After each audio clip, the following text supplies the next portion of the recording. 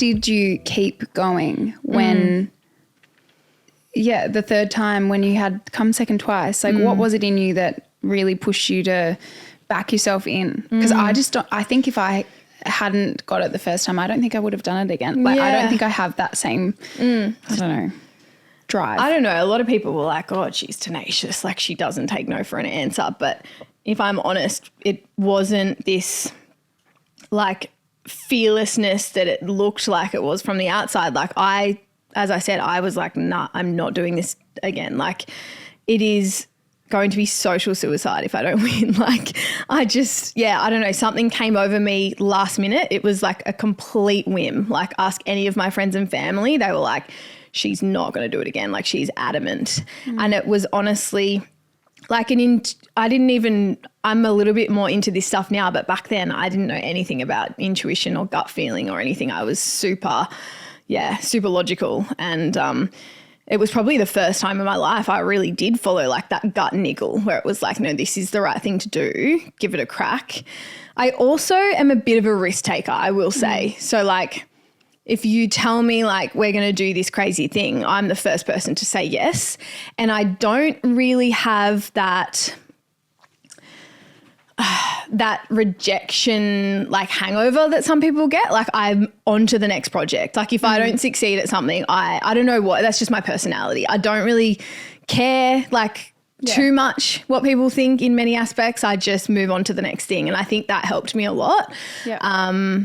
So yeah, if anyone was in the same position, I would just say like, what, like who cares? Like if you don't win, like just never live with these little regrets where you could have had another crack and you don't because you care what people think or. Yeah, that's such good advice. Yeah. It's probably. My mum said to me before I went on stage for Miss Universe Australia, she said, please just don't cry if you don't win.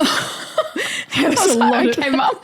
I don't think I will, but thank you. Good to know that's what you're thinking about. There was a lot of tears backstage. Like, oh, yeah. I was like, oh, I didn't win. I've come second for the 68th time. Like, I'll just go back to my job. And other girls were like sobbing. Like it was like their life was over. And I was like, I don't know. The whole thing is still like a bit laughable to me. Like the concept of it, like what we went through, how we prepared. I still just kind of laugh. Like I'm like, what the hell? It's so strange. Yeah. If you were to go back to that period again, knowing what you know now and how things have panned out, would you do it again? Like in this time, in this era or back then? Back then. Oh. Trauma. So much trauma. The sounds are telling me no. It's so hard because that year was like one of the worst years of my life after I won. Because I got sick with chronic fatigue, I was not coping with my adjustment to being in the limelight, and I was a lot more in the limelight back then.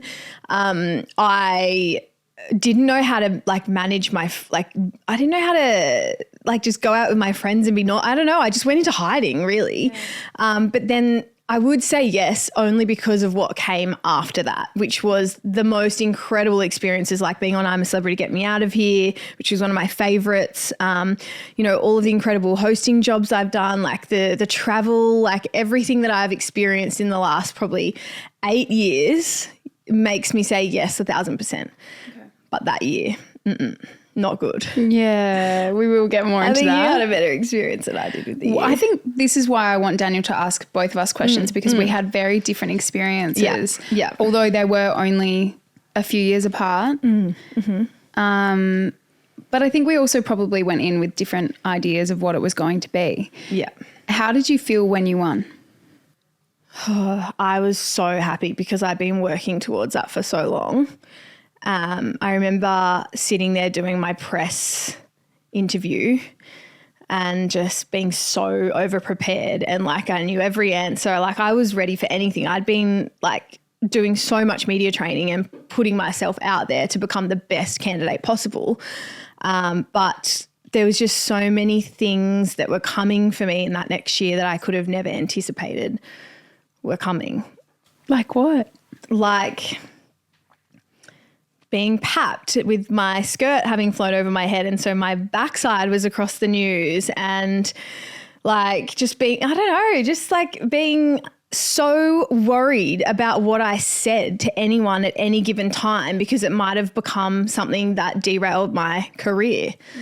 I just felt like I couldn't trust anyone. And to an extent, to this day, I still really struggle with trust and trusting people. Yeah. I think like journalists and the media can be really freaking nasty. And I used to say to my mum, like, why are they making it so hard? I feel like I can't say the right thing or do the right thing. And I was so young, like they were trying to derail me, and they want to derail any girl that's been in Miss Universe Australia because it's just the perfect storm of a good story of like the pretty girl that wins the pageant says the wrong thing and stuffs up. Like it's you know what it's like. I actually watched an interview the other day because I was trying to re-jog my memory about this experience for this interview because I feel like I've blocked a lot of it out because I didn't have such a good time. And it was just after I'd done Miss Universe, and the morning show hosts were like making jokes about like how I'd played golf with Donald Trump. And they were like, oh, was it like this? And one of them was bent over and the other one was squatted behind, and they were pretending like, you know, Trump was behind me playing golf, leaning over. And like, I was just like, oh God, I remember those sort of things happening all the time. Thank God I had this sense of naivety about me where I would just laugh things off. Now I'd probably punch him in the face. Like I don't cop anything now, but back then I was very agreeable, very naive.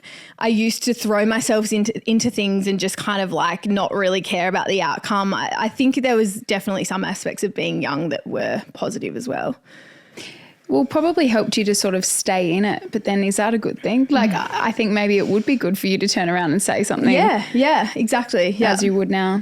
Yeah, I think if I was just a little bit older, like as you were 25, I would have had a little bit more grunt about me. But yeah, there was a lot of interviews I look back and I'm like, oh, cringe. I wish I had someone kind of like mentoring me and showing me how to toughen up, because there were so many situations I was put in where I felt really uncomfortable or where I felt like I was being ridiculed, or, you know, I see it as a competition. Like I don't think of it as a pageant. To me, it was always just a platform to, you know, project me into doing things I wanted to do, like being a voice for certain topics I was passionate about. And, you know, like the media career has led me to so many great things, hosting my own TV show in the wellness space. And to me, it was always just a platform. I didn't see it as like a toddlers and tiaras situation like some people do.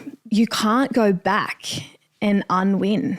Like there's nothing you can do from that point on. Like the only thing you really can do is perhaps step back and not throw yourself into it as much. But whatever you do, and everyone's going to make mistakes, is going to be former Miss Universe Australia does this. And for me, it was not long after I won, I was asked to go down to an activation in Bondi that set up an ice skating rink. And I said, what am I wearing? And they said, we've got you like a pantsuit. And I was like, cool. So I wore a G-string and rocked up thinking like I'm going to have pants on. And they had a mini dress that had like a pleated mini dress that was clearly going to fly up. And I was just like, oh my goodness. At that point, I didn't really think like they've set me up. But in hindsight, I did think that because it was like the windiest day on record in Bondi. And I was ice skating around with my antler sash on, which was the sponsor, like looking like an absolute twat with this sash on, like flitting around. And there was Paps like taking photos the whole time. And there was this one time that I bent down because they were like, just bend down. I can't remember what I was next to. Bend down next to the penguin, like whatever was next to me. And I bent down and they snapped this photo of my G-string, like my behind, but it was like my full, everything was just showing.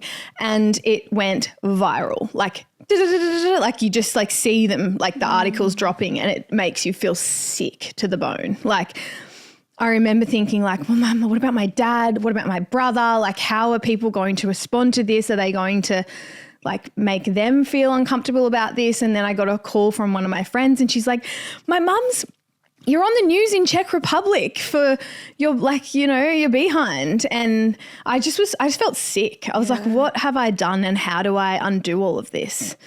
That would have been so overwhelming. Yeah. But it got better from there. It's lucky you've got a cute butt. Thanks for listening to Tell Me More. This show wouldn't be possible without you. If you'd like to show your support, please subscribe or follow the podcast on your favourite platforms, and don't forget you can watch full episodes on YouTube and Spotify.